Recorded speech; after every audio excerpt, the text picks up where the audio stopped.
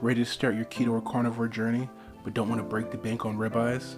Have you tried to go shopping and spent way too much on some of the best cuts of meat?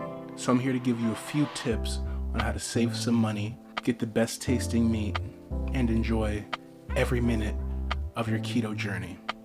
Welcome to Big Guy Tips.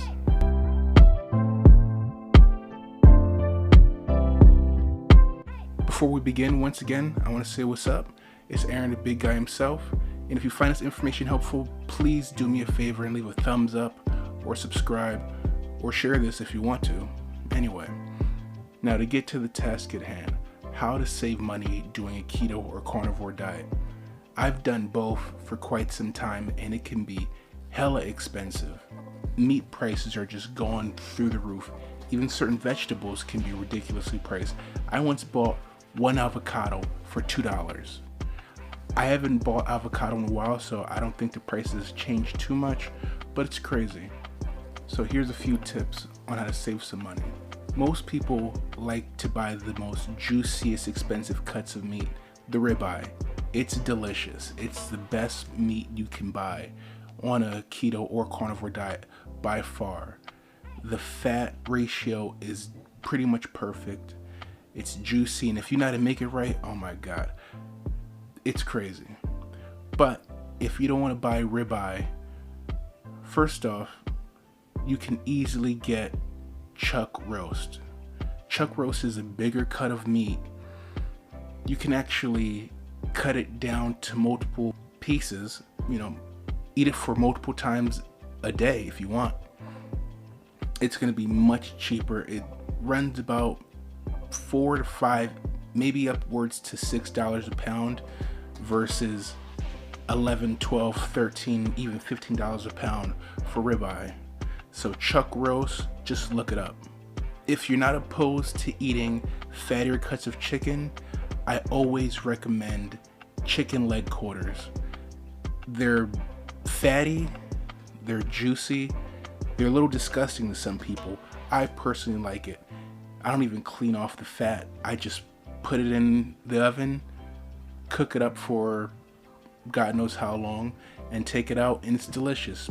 But if you don't like a very fatty, gross looking cut of meat, get yourself the boneless, skinless chicken thighs.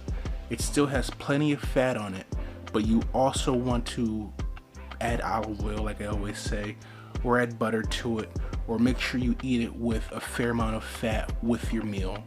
One of the best keto tips I can give you is look up a recipe called crack slaw or keto egg roll in a bowl. It's basically coleslaw, like the coleslaw mix, a little bit of seasoning, and chicken or beef, and it is delicious. All you gotta do is sprinkle some olive oil in it while you're cooking it. It tastes just like an egg roll in a bowl. If you haven't tried crack slaw, I highly recommend it. And you can buy the coleslaw mixes for $1 or $2 for a big bag of it, and you can use it multiple times. Another thing I recommend if you're doing keto and you want to make a rice substitute is getting heads of cauliflower. If you use a cheese grinder or just a regular grinder, you can grind it into rice and you can fry it up just like fried rice, and it's delicious. It's going to be a lot cheaper than buying the frozen kind. You can buy a head of cauliflower for $1 or $1.50 versus $2, $3, or $4 for the frozen pre-cut kind. Trust me, it's going to save you a lot of money. One more thing I recommend is instead of getting beef is the most nutritious of all the meats. But if you want to substitute that, pork is a good option. If you don't like pork, like I said, get the chicken. But you can get pork ribs, just the whole rack of pork ribs, for a lot cheaper than beef ribs. And the fat ratio is going to be higher on that, which is going to satisfy you more.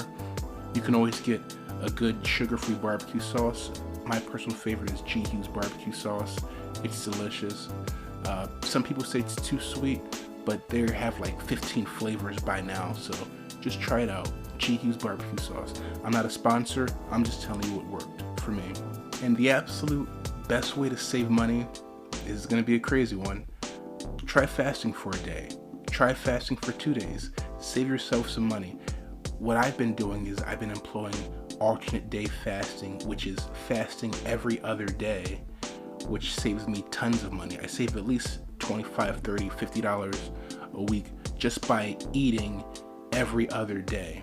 It's not easy. I don't recommend you to do it at first, but it's a huge help in saving money. I'm actually going to make a separate video on that, just saving money on alternate day fasting, but that's not today. Again, I wanted to make this video nice and quick, throw a bunch of information at you. Hope you enjoyed it, and if you did like it, once again, please leave a thumbs up or subscribe, and leave a comment if you find this information helpful. Hope you guys enjoyed this video.